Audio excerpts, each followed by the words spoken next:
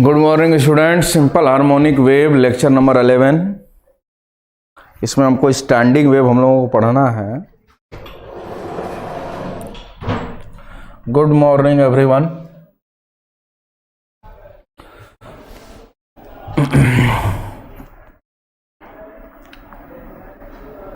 Good morning Vanshika, Ashutosh, Abhishek, Vibha, Khushboo. तो last class में हम लोग इंटरफेरेंस और उसके डिफरेंट केसेस के बारे में डिस्कस कर रहे थे। अब हम लोग पढ़ेंगे good morning good morning good morning.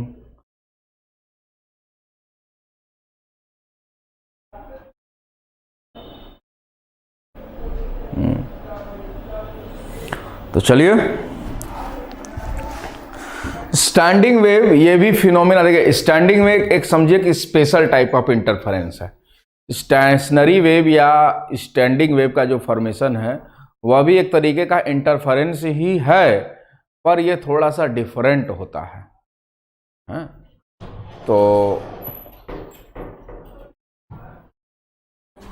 तो ठीक है, चलिए।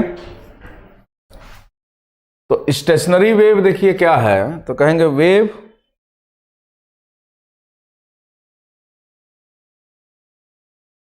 To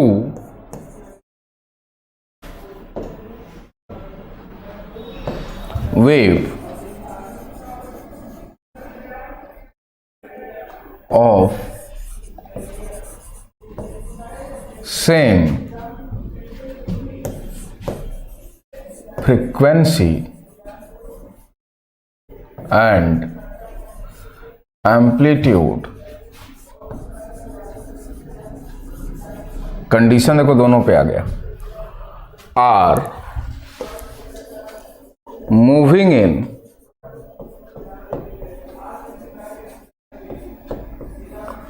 opposite direction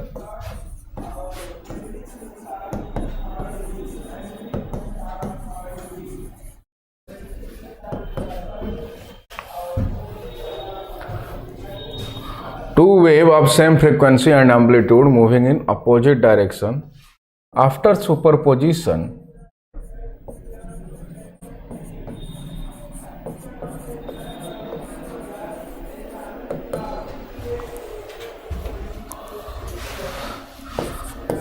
stationary wave is form. और स्टेशनरी वेव को हम स्टैंडिंग वेव भी कहते हैं। This one is also called standing wave. क्यों स्टैंडिंग वेव कहते हैं, आगे हम भी देखेंगे। देखिए, जैसे कोई वेव, जैसे समझिए कि दो स्ट्रिंग है, दो पर्सन है, और एक स्ट्रिंग को, एक एंड को मैं पकड़ रखा हूं और एक एंड को आप। सभी लोग ऐसे समझिए, सभी लोग स्ट्रिंग पकड़िए। मान लीजिए कि आप हमारे सामने बैठे हुए हैं और हम स्ट्रिंग पकड़े हैं और आप पकड़ लिए। सभी लोग पकड़ो, थोड़ा टाइट करो। टाइट हो गया। अब इधर से वेव मैं ट्रेवर्स करवा लिया, ऐसे ऐसे, ठीक। सेम एम्पलीट्यूड सेम फ्रीक्वेंसी, यानी एक सेकंड में जितने साइकिल हो रहे हैं उतना साइकिल तुम्हारा भी होना चाहिए। हम भी इधर से, तुम भी उधर से। क्या हमारा जो वेव पल्स चलेगा उधर से तुम भी यही काम कर रहे हो, क्या दोनों मिलेगा? और यही फिनोमिना है स्टैंडिंग वेव फॉर्मेशन का। यही फिनोमिना है स्टैंडिंग वेव फॉर्मेशन का सबसे बेस्ट एग्जाम्पल। तो वेव स्टैंडिंग नेचर है क्या? दो वेव तो मिल रही हैं, इंटरफेरेंस का फिनोमिना भी है, क्योंकि फ्रीक्वेंसी सेम होना चाहिए। कोहेरेंट नेचर यहां पर भी है, फेज डिफरेंस टाइम के साथ चेंज नहीं होगा, कोहेरेंट नेचर आ गया। तो जो दोनों वेव जो सुपरपोज कर रही हैं, इसमें कंडीशन क्या कर रहा है? स्टेशनरी वेव कह सकते हैं कि standing wave, this is a special type of interference. Stationary wave formation is the special type of interference in which frequency as well as amplitude both will be same. And the condition is what, the both wave are moving in opposite direction, यानी एक इधर तो एक इधर। Then after superposition standing wave is form. Stand यानी wave खड़ी हो गई, स्टैंड कर गई। अब न दोनों के मिलने के बाद रिजल्टिंग वेव ना इधर जाएगी ना ही इधर जाएगी, जहां मिली वहीं खड़ी हो गई, ये हो गया स्टैंडिंग वेव। कुछ बात समझ में आ रही है? तो आइए देखते हैं। देखिए ये सोर्स है, यहां पे ऐसे समझते हैं, और एक ये है इधर S1, इसको कह दिया S2। तो इधर से वेव ट्रैवर्स किया, ऐसे आ रहा है, इधर समझिए, और इधर से भी वेव आ रहा है, बीचों बीच पहले आकर मिला, मिडिल में मिला, तो पाथ डिफरेंस पहले बताइए क्या? ओके, स्टैंडिंग वेव इंटरफेरेंस ही है। तो बताइए कि यदि यहां पे समझिए कि डिटेक्टर रखे हैं, ऐसे समझ लीजिएगा, डिटेक्टर है नहीं, पर मान लीजिए डिटेक्टर रखे हैं, तो यहां से वेव यहां गई और यहां से S2 से वेव यहां पे आई मिडिल में। तो उसके रिस्पेक्ट में बताइए जरा कि x या डेल्टा कितना होगा, बताइए, फिर आगे बढ़ूंगा मैं। x या डेल्टा कितना होगा?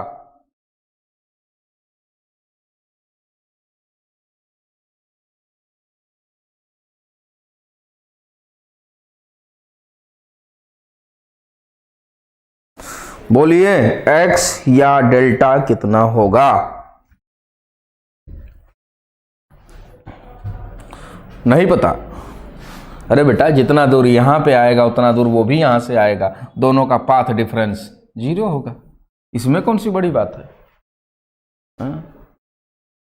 जितना डिस्टेंस ये गया, याद है पाथ डिफरेंस वाला इंटरवल, पीछे आगे आगे पढ़ाता जाऊं, पीछे पीछे भूलते जाओ। क्यों? बहुत कठिन पूछ दिया था मैंने?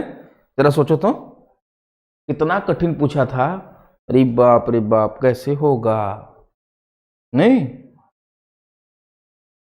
चलो देखो, तो पाथ डिफरेंस डेल्टा बराबर 0, तो बताओ कंस्ट्रक्टिव इंटरफेरेंस या डिस्ट्रक्टिव इंटरफेरेंस? जल्दी जल्दी बताइए, फटाफट फटाफट बोलिए। कंस्ट्रक्टिव CI या DI? CI या DI?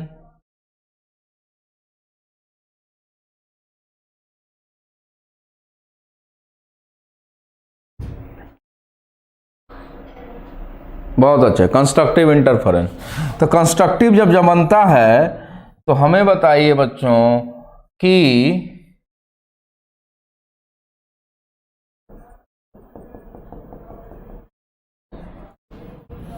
एम्पलीट्यूड कितना होगा? जैसे ये वेव इधर आई और ये वेव इधर आई, दोनों का एम्पलीट्यूड ए है, पर जब बीचों बीच जब सुपरपोज किया होगा, जब यहां पे सुपरपोजिशन हुआ होगा, तो यहां के लिए पाथ डिफरेंस 0 हो गया। तो कहेंगे चाहे +2a भी मिल सकता है, -2a भी मिल सकता है, पर एक टाइम पे एक ही मिलेगा। और इस लोकेशन को एक रेफरेंस देंगे बच्चों, इसको कहेंगे x = 0, मिडिल पॉइंट। देखिए, ध्यान से समझिएगा। अब ये तो आइडिया आपको लग रहा होगा कि एक वेव इधर आ रही है, एक वेव इधर आ रही है। यहां पे देखिए, यहां हम बना रहे हैं x =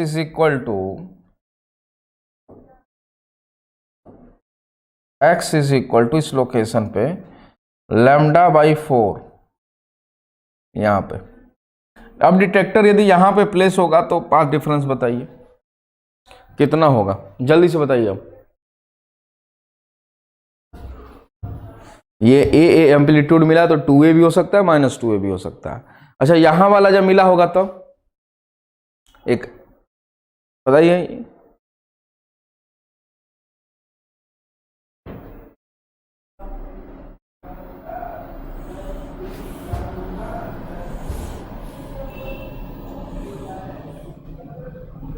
कितना होगा बताइए।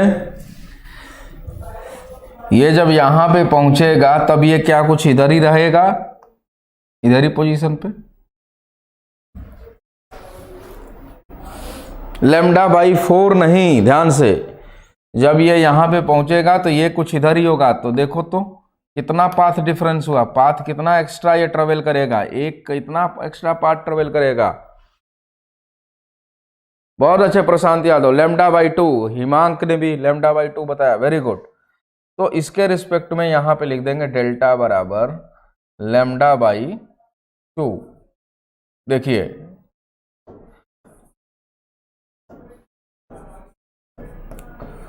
सबके ऊपर पाथ डिफरेंस ऊपर, पोजीशन नीचे, ये पोजीशन अलग चीज है, ये ध्यान देखें, ध्यान दीजिएगा, एक्स से यहां पाथ डिफरेंस को डिनोट नहीं कर रहे हैं, सिर्फ पाथ डिफरेंस को हम डेल्टा से। तो जिस पॉइंट पे पाथ डिफरेंस 0 है उसको रेफरेंस बना लिया, x = 0, यहाँ पे λ/4, यहाँ पे पाथ डिफरेंस λ/2। λ/2 का तो कंस्ट्रक्टिव के डिस्ट्रक्टिव, तो कहेंगे डिस्ट्रक्टिव इंटरफेरेंस।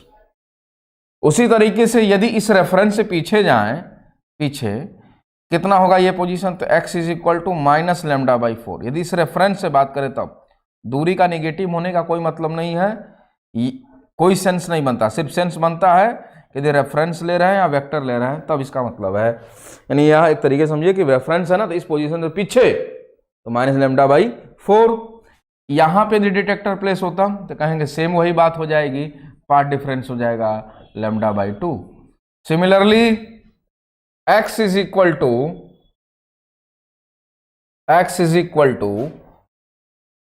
λ/2 होगा तब,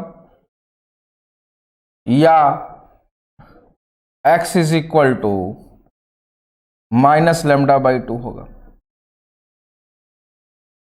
पार्ट डिफरेंस बताइए, लिखिए मत, अब देखते रहिए ध्यान से चीजों को, बताइए पार्ट डिफरेंस बताइए।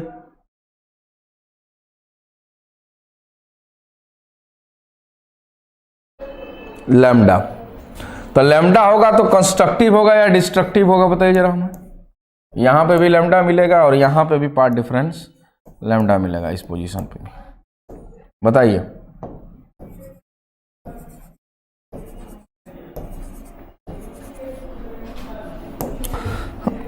कंस्ट्रक्टिव मिलेगा, तो फिर +a या -2a, या इस पोजीशन पे भी होगा तो +a या -2a।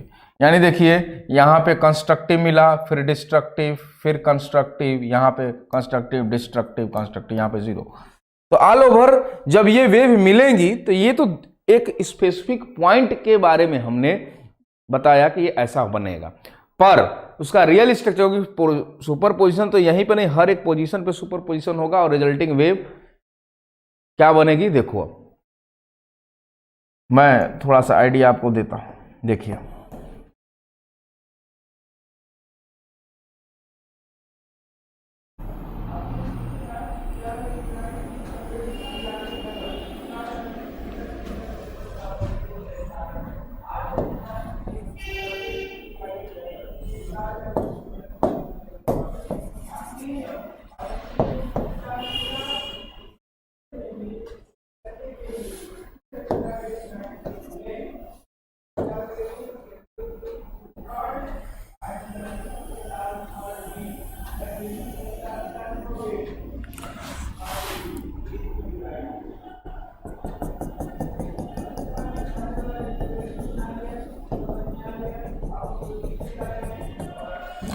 देखो बच्चों, इसके बनाने का पर्पज ये हमारा ऐसे है, एक डॉटेड और एक डार्क, यानी जब सुपर पोजिशन यहाँ पे ये वाला मिल रहा होगा एम्पलीट्यूड, उस समय ये वाला एम्पलीट्यूड मिलेगा, ये ना कि ये वाला, तो ये साथ में नहीं, ध्यान से देखिए, फिर ये वाला मिलेगा।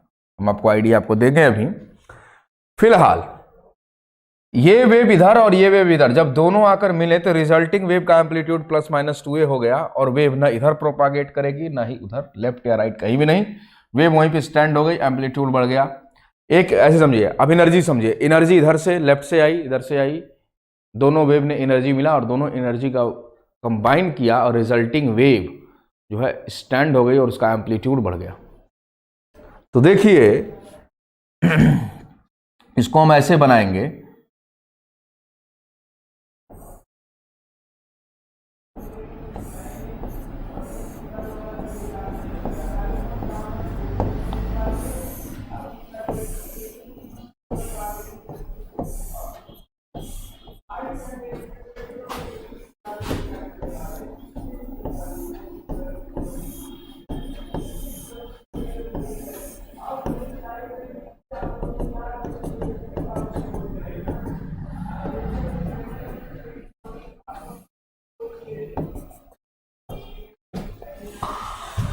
आगे भी ऐसे ही एरो देखिए हम किधर कैसे बना रहे हैं।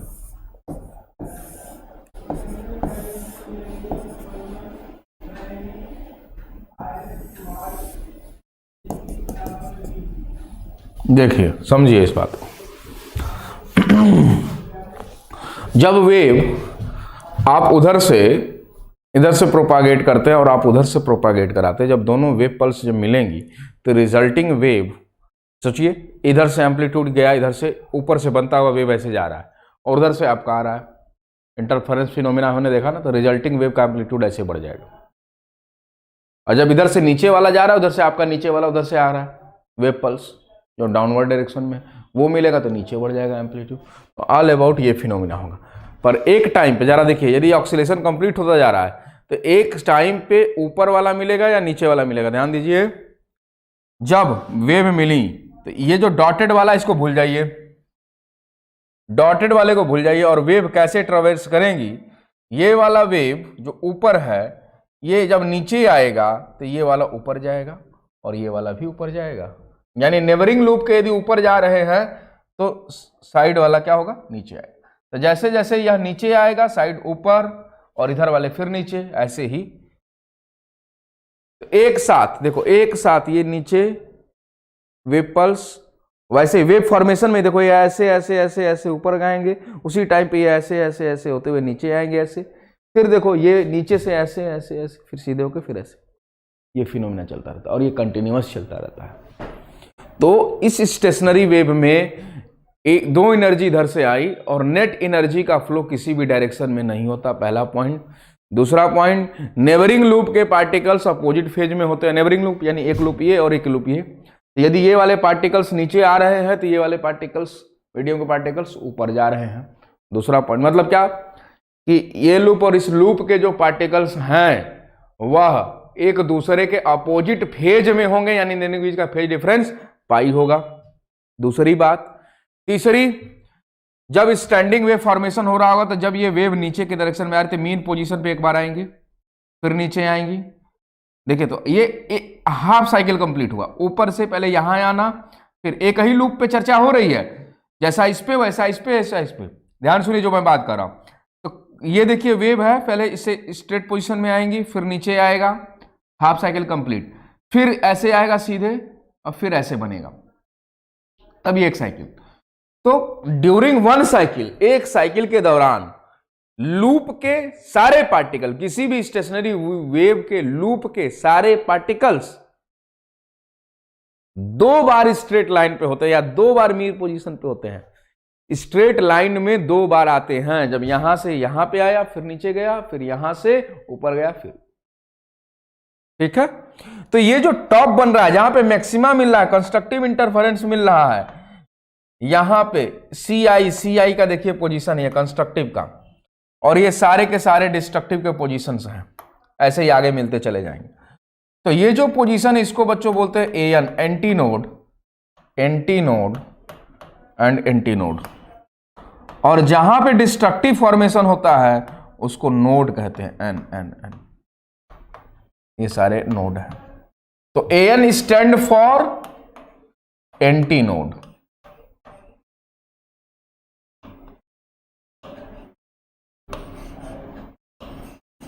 And N stand for node, इसको नोड कहते हैं।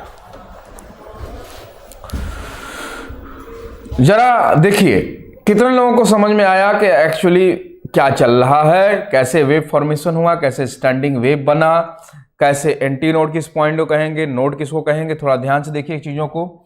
x इज इक्वल टू 0 पे यदि एंटी नोड है तो देखिए यहां से लेमडा बाई, ये देखिए ये डिस्टेंस है, ये देखिए ये पोजीशन ये है, ये वाला पोजीशन ये है, तो लेमडा बाई 4 पे मिला नोड।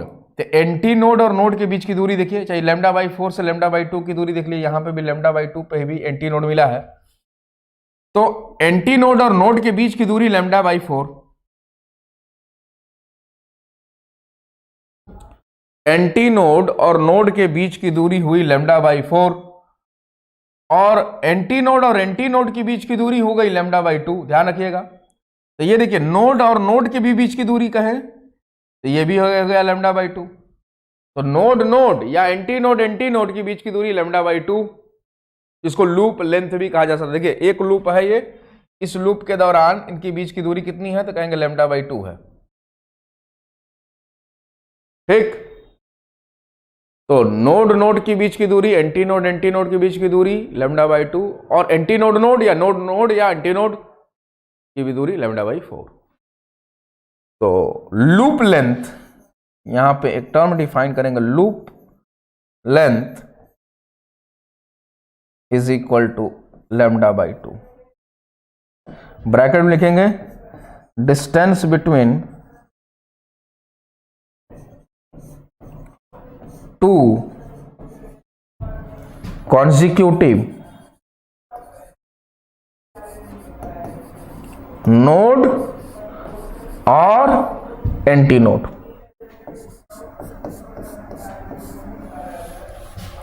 ठीक, अब आया एनालिसिस करते हैं कि इसका इक्वेशन कैसे होगा। जैसे अभी तक के लिए इतना समझें कि यदि वेव इधर ट्रेवर्स कर रही थी, इसका इक्वेशन यदि हम लिखेंगे तो एम्पलीट्यूड ए है तो इसका इक्वेशन लिख रहा हूं मैं y1 is equal to a sine omega t minus k x. ये इस वेव का इक्वेशन रहा जो माइनस के एक्स यानी पॉजिटिव एक्स में मूव कर रही है। और इस वेव का यदि हम इक्वेशन लिखना चाहें तो y2 इसका यदि डिस्प्लेसमेंट लिखें तो लिखेंगे a, बोलिए साइन ओमेगा टी। आगे का आप बताइए क्या लिखें, साइन ओमेगा टी के बाद क्या लिखें बताइए आप। साइन ओमेगा टी के बाद क्या लिखें?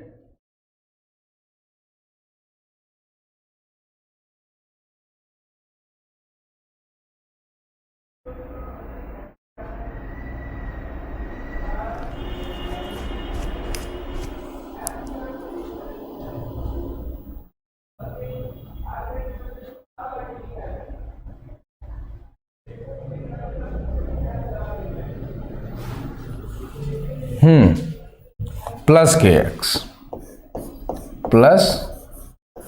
एक्स।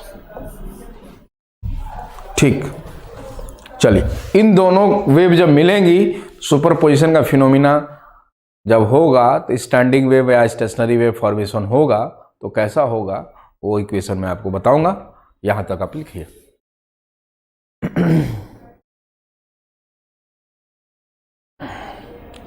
हाँ विभा गलत है, प्लस के एक्स प्लस पाई बाई 2 नहीं।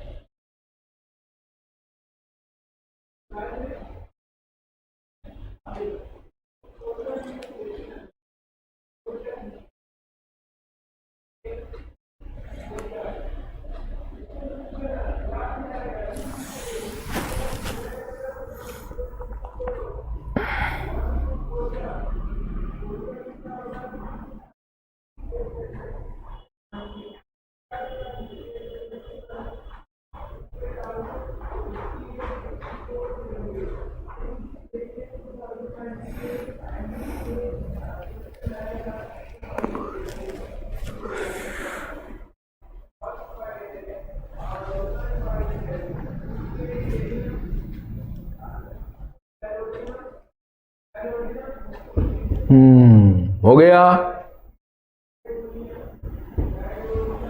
ओके।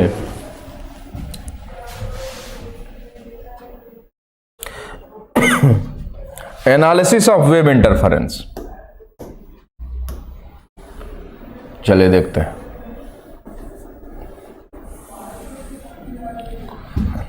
बीचों बीच पॉइंट पे हमें पता है कि x इज इक्वल टू 0 लिया था, तो एंटी नोड का फॉर्मेशन हुआ था क्योंकि डेल्टा बराबर 0 आया था। क्यों ऐसा हुआ था, पहले ये देखिए कि ये वेव ऊपर जब चल रही है तो यानी यहाँ पर ये वेव चलते चलते जब यहाँ पे पहुंची तो यह इसका फॉर्मेशन ऊपर से हुआ, जो एम्पलीट्यूड ऐसे ऐसे आएगा जब ये आगे बढ़ेगी तब, ऐसे समझिए, ऐसे ऐसे ऐसे ऐसे ऐसे। रुकिए रुकिए रुकिए रुकिए, थोड़ा सा ये ज़्यादा ही शार्प हो गया, ऐसे, ठीक। सिमिलरली इधर से जो वेव चली है वह ऐसे,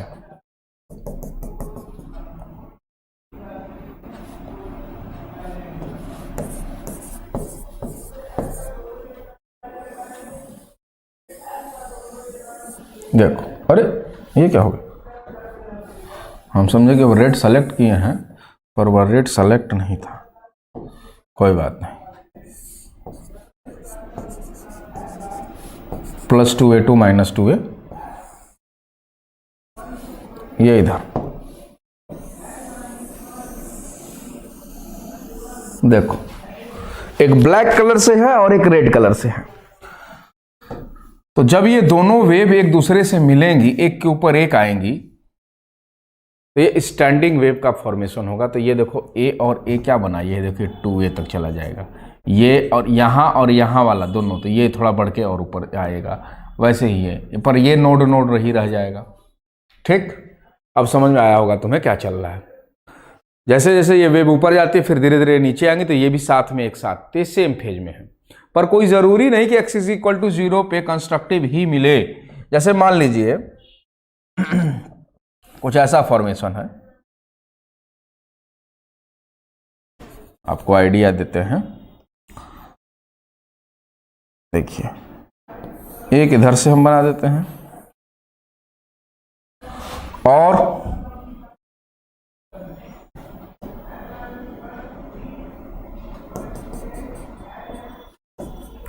और एक इधर से,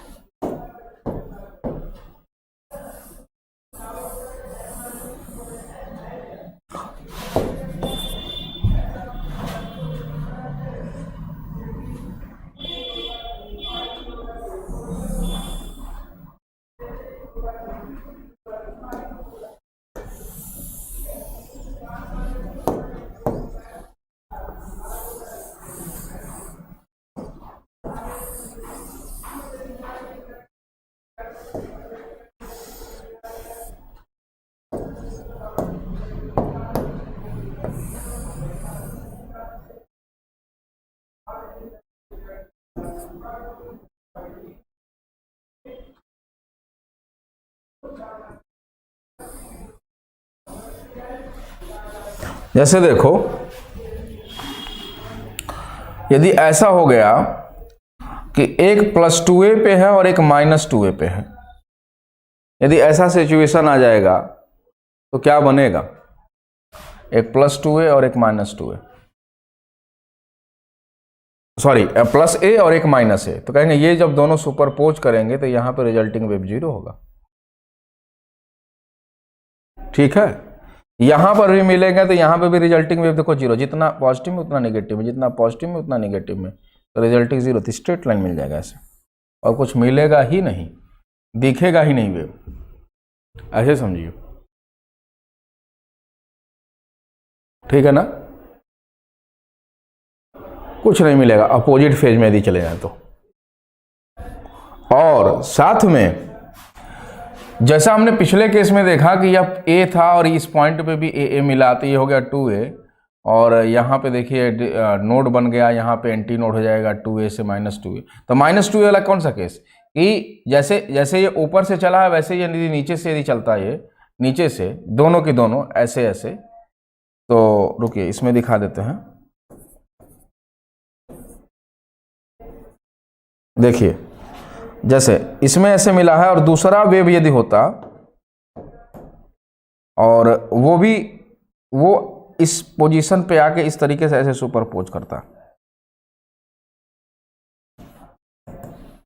तब तो ये ए कितना हो जाता है, ये फिर ये यहाँ से पहले x इज इक्वल टू 0 मान लिया, ये position x is equal to 0 पे ये माइनस है और माइनस है, तो कहेंगे ये रिजल्टिंग फॉर्मेशन हो जाएगा -2a से। जैसे इसका रिजल्टिंग फॉर्मेशन कैसे चला जाएगा, तो कहेंगे इसका रिजल्टिंग फॉर्मेशन ऐसे होगा कुछ, ठीक। उसी तरीके से ये +2a और ये कहाँ पे जाएगा फिर, ये x इज इक्वल टू 0 पे -2a से। तो डिपेंड करता है कि वेव किस तरीके से सुपरपोज करती हैं, उस पे स्टैंडिंग वेव का नेचर डिपेंड करता है। प्रशांत ने पूछा इसे भी स्टैंडिंग वेव कहेंगे सर? अरे यार, स्टैंडिंग वेव भी स्टेशनरी वेव एक ही टर्म है, स्टार्टिंग में ही शुरू किया था मैं, यहीं पे रहो, बीच में लगता है ज्वाइन किए हो, ठीक। यानी कहने का मतलब क्या है कि यदि ये जो दोनों वेव जो प्रोपागेट कर रही हैं, उन दोनों के बीच का फेज डिफरेंस 0 से पाई के बीच में कुछ भी हो सकता है, और कोई जरूरी नहीं कि x इज इक्वल टू 0 पे नोड एंटी नोड ही मिले, x इज इक्वल टू 0 पे नोड मिलेगा। हाँ, कब एंटी नोड में कब नोड या एंटी नोड मिलेगा, तो दो कंडीशन हम समझ गए कि यदि फाई बराबर यदि 0, इन दोनों का फेज डिफरेंस 0 है, तो +2a या -2a से शुरू होगा तो नोड मिलेगा, एंटी नोड मिलेगा।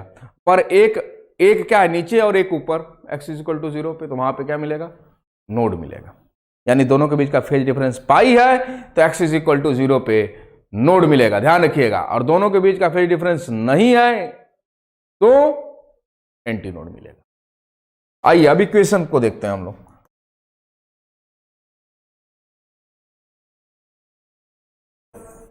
ये बात क्लियर हुई जो अभी मैंने बोला? तो अब फिलहाल अभी हम जो जनरलाइज फॉर्म की चर्चा हमने किया था कि क्या क्या सिचुएशंस हो सकते हैं, पर जो सिचुएशन हमने यहां पे भी बनाया है इसी पे बेस्ड हम लोग अभी इक्वेशन निकालते हैं, फिर इसी केस को जनरल केस में हम लोग कन्वर्ट करेंगे। आइए, तो एक वेव इधर है बच्चों जो इधर ट्रेवर्स कर रही है, और एक वेव इधर है।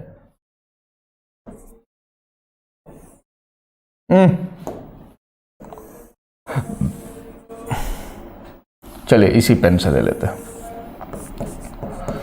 इसके डिस्प्लेसमेंट को मैं लिख रहा हूं y1 is equal to a sin omega t minus kx, और इसके इक्वेशन को y2 में लिख रहा हूं और is equal to a sin omega t plus kx।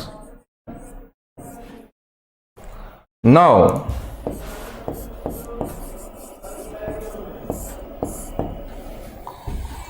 from principle of superposition,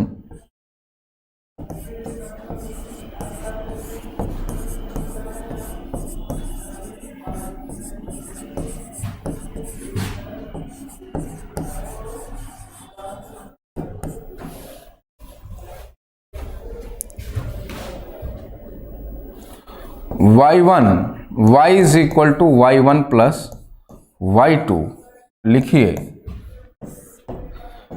a sine omega t minus kx plus a sine omega t plus kx। देखिए ये जो दोनों वेव है, इन दोनों के बीच कोई फेज डिफरेंस नहीं है, ध्यान देखिएगा, कोई भी फेज डिफरेंस नहीं है। और बस इतना ही दिखाएगा कि ये वेव पॉजिटिव एक्स में और ये वेव नेगेटिव एक्स में जा रही है। दोनों वेव का कंस्ट्रक्शन एक ही है, सेम टाइम पे सेम डिस्प्लेसमेंट देगा। अच्छा, अब ए हमारा हो गया कॉमन। जरा हमें बताइए आप लोग कि साइन ए प्लस बी और प्लस साइन ए माइनस बी का फॉर्मूला क्या बनेगा,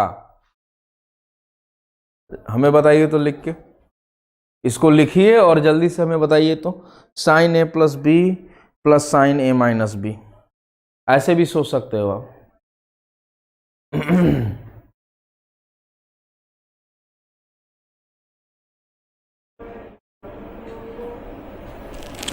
जल्दी से बताइए।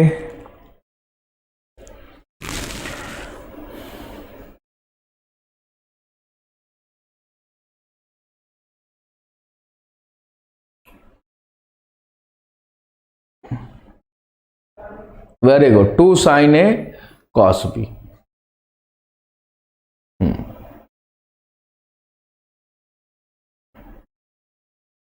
देखो दोनों का सम करते हैं, तरीका क्या है, इन दोनों का एंगल का सम करिए डिवाइड बाई 2, तो 2 साइन, दोनों का सम करेंगे तो क्या बनेगा देखिए, तो sign omega t minus k x, और माइनस के एक्स कैंसिल हो जाएगा, और 2 ओमेगा टी बाई 2 बराबर हो जाएगा ये 2 साइन ओमेगा टी इंटू, अब देखिए एक में से घटाइए इसको, ओमेगा टी में से इसको घटाइए, ए प्लस बी माइनस ए माइनस बी, तो ये देखिए ओमेगा टी कैंसिल, 2 के एक्स हो जाएगा, तो कॉस 2 के एक्स बाई 2 बराबर हो जाएगा के एक्स।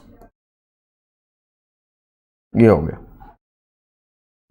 थोड़ा सा इसको, ये हो गया y, तो y is equal to 2a sine omega t cos k x, this is the equation of stationary wave. या इसको ऐसे भी लिख सकते हैं, y is equal to r cos k x sine omega t, ठीक, देखिए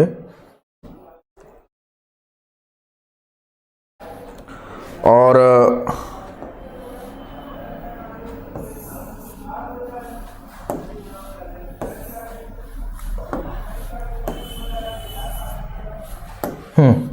y is equal to r sine omega T,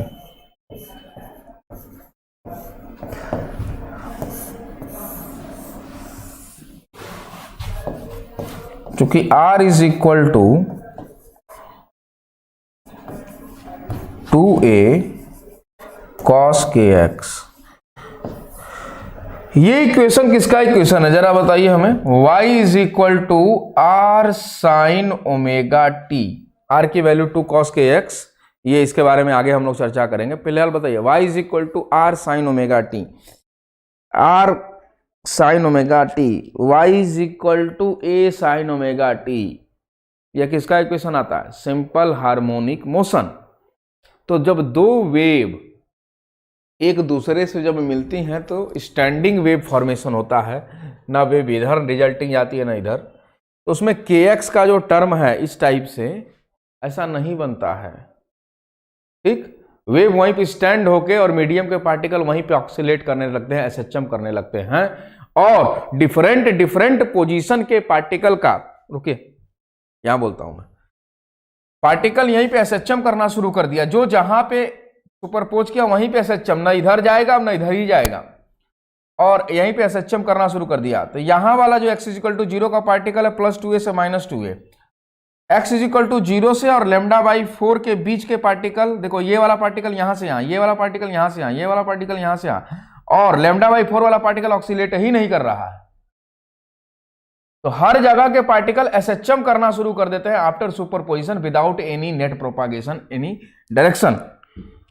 किसी भी डायरेक्शन में प्रोपागेशन नहीं होता है वेव का, और मीडियम के पार्टिकल वहीं पे ऑक्सीलेट करते हैं, और ऑक्सीलेशन हो रहा है यानी यह शो होना चाहिए कि हर एक पोजीशन के पार्टिकल का एम्पलीट्यूड, देखो x इक्वल टू 0 वाले का एम्पलीट्यूड +2a से -2a वेरी करेगा, where as the particle which is located at a distance x is equal to 0 and between x is equal to 0 and λ/4 which is not having amplitude +2a to -2a, उसके पास amplitude इतना नहीं होगा, उसके पास amplitude देखो थोड़ा कम होगा, इधर वाले के पास और कम होगा, इधर वाले के पास और कम होगा, इधर वाले का, यानी हर एक पोजीशन के पार्टिकल का एम्पलीट्यूड अलग अलग होगा।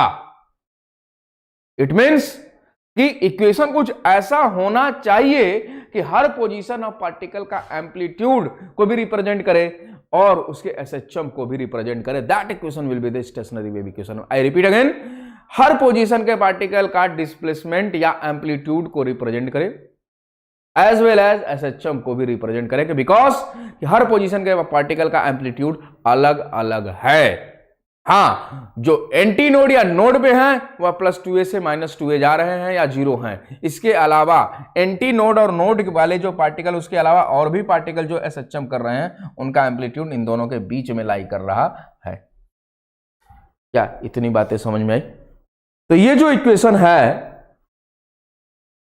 y is equal to r sin omega t, r is the amplitude, here r is the amplitude,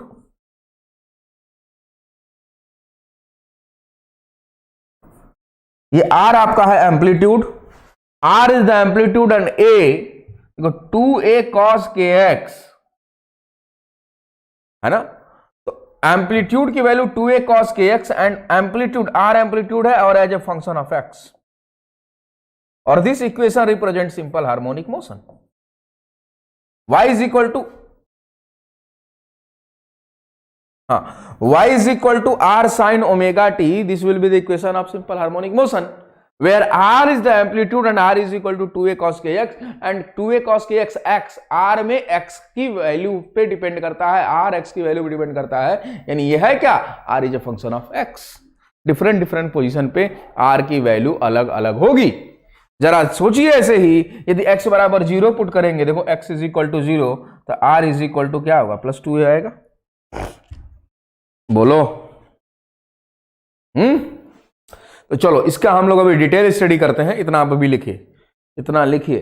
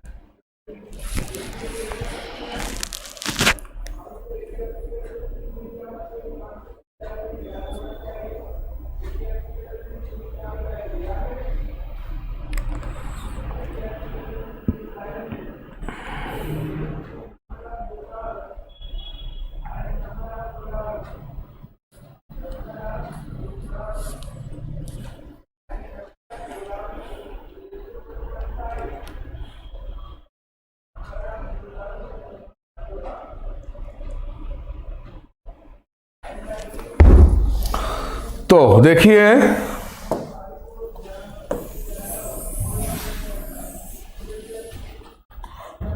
उसी के आगे कंटिन्यू करते हैं, क्योंकि r is equal to 2a cos kx, इस केस में cos kx।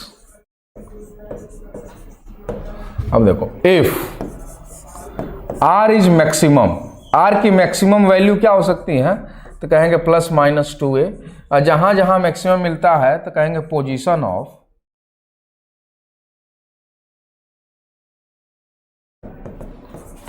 Of antinode, वह position होगा एंटी नोड का। तो देखिए ये +-2a कब होगा, when cos kx is equal to +-1, maximum value दे। तो cos थीटा बराबर +-kx, तो kx बराबर क्या लिखे, बताइए बताइए, जनरल सॉल्यूशन बताइएगा। नीट वाले बच्चे थोड़ा ध्यान से देखिएगा, ट्रिग्नोमेट्रिक है और ये ट्रिग्नोमेट्री 11th 12th में पढ़ाया जाता है, तो थोड़ा जनरल सॉल्यूशन, क्योंकि cos 0 बराबर भी 1 होता है, cos 2 पाई बराबर भी 1 होता है। तो जनरल सॉल्यूशन हमें बताइए आप, cos kx बराबर +-1, तो kx बराबर, सभी लोग लिखिए अपना अपना रिस्पॉन्स। अब इसको मत लिखने में बैठिए, रिस्पॉन्स दीजिए। 2n पाई बोल रहे हैं।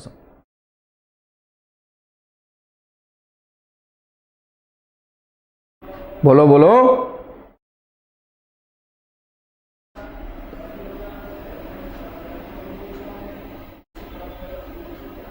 n पाई, अच्छा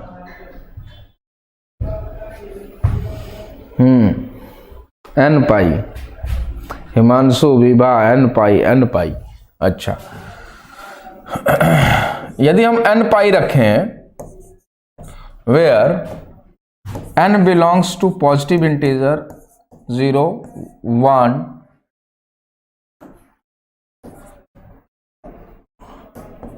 2, 3, तो देखो 1 रखेंगे तो पाई पे, ठीक है, 0 रखा तो 0, 1, फिर 1 रखा तो -1, 2 रखा तो 2 पाई, फिर 0, फिर 3 रखा 3 पाई, -1, ऐसे ही आगे, ठीक है। जरा इसको ओपन करें तो k बराबर 2 पाई, अब देखिए 2 pi by lambda into x is equal to, यहां पे x पोजीशन को बता रहा है, ध्यान दीजिएगा, इंटू n लैम्डा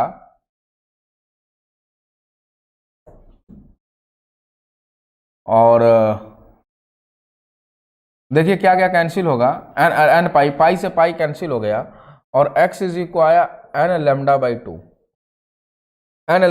2, जरा 0 पुट करिए तो x 0 वैल्यू, n बराबर 0, तो ये आ जाएगा 0, 1 पुट करिए लैम्डा बाई 2, 2 पुट करिए लैम्डा, आगे पुट करिए, देखिए 3 लैम्डा बाई 2, ये है, आगे देखिए 4 पुट करेंगे आप तो आ जाएगा 2 लैम्डा, फिर 5 लैम्डा बाई 2, फिर 3 लैम्डा, फिर 7 लैम्डा बाई 2, ऐसे ही आगे बढ़ता जाएगा। तो these are the positions of antinode, ये पोजीशन है एंटी नोड के, पोजीशन ऑफ एंटी नोड। जरा देखिए क्या 0 पे, देखो 0 पे लैम्डा बाई 2 पे इस पे ये सारे पे ये वैल्यू मिल रहा है, देखिए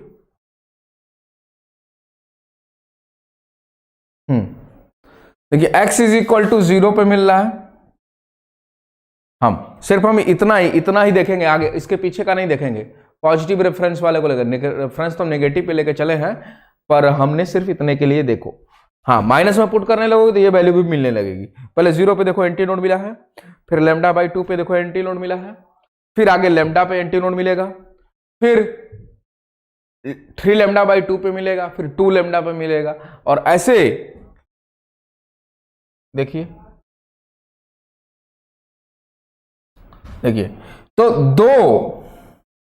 दो नोड के बीच की दूरी देखिए, किसी भी 2 नोड के बीच की दूरी देखिए तो कहेंगे lambda by 2, lambda by 2, lambda by 2, lambda by 2, तो ये सॉरी 2 एंटी नोड के बीच की दूरी, तो लैम्डा बाई 2 है, ओके। नाउ ये तो रहा कब का केस, व्हेन कंस्ट्रक्टिव इंटरफेरेंस हुआ, तब के केस में स्टैंडिंग वेव का जो फॉर्मेशन हुआ उस पोजीशन पे नोड या एंटी नोड की बात चल रही है। चलिए डिस्ट्रक्टिव की बात करते हैं। डिस्ट्रक्टिव के केस में हमें नोड मिलेगा, जरा उसका आप खुद से करिए, तो इसको हमने कह दिया फर्स्ट केस। सेकंड केस जरा खुद से करिए, बताइए x बराबर क्या क्या वैल्यू आ रही है।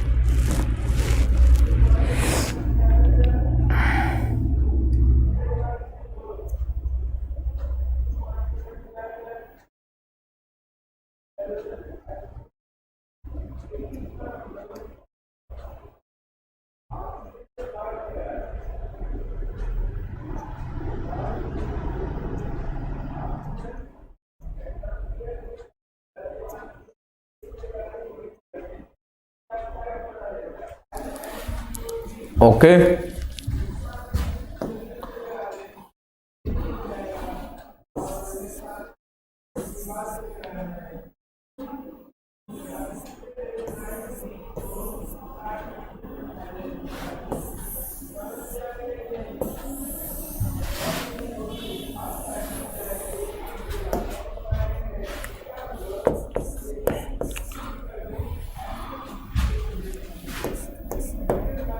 r is equal to 0 when cos k x बराबर 0, क्योंकि ये तो 0 होगा नहीं। cos के एक्स बराबर 0 देन के एक्स बराबर व्हाट, के एक्स इज इक्वल टू, बताइए, k x is equal to cos theta बराबर 0 है तो थीटा बराबर जनरल वैल्यू बताइए, जनरल सॉल्यूशन थीटा बराबर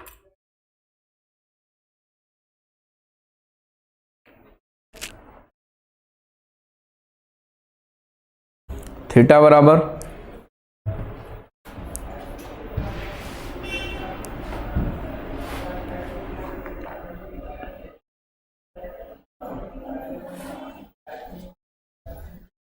ठीक, वेरी गुड। किसने दिया है सबसे पहले answer, Vanshika, very good. 2n+1 into π/2 where n belongs to 0, 1, 2, 3 up to so। तो 0 पुट करेंगे तो λ/2 और π/2 आएगा, 1 पुट करेंगे तो 3/2, 5/2, 7π/2 ऐसे। तो अब पुट करिए इसको, 2π/λ into x is equal to 2n+1 into π/2, pi से पाई कैंसिल हो गया, और x इज इक्वल टू, देखिए मैं लिख रहा हूं 2n+1 into λ/4।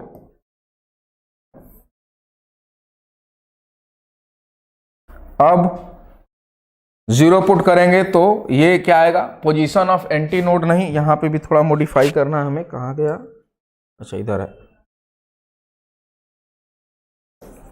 Position of node. तो यहां पे लिखें हम पोजीशन ऑफ नोड,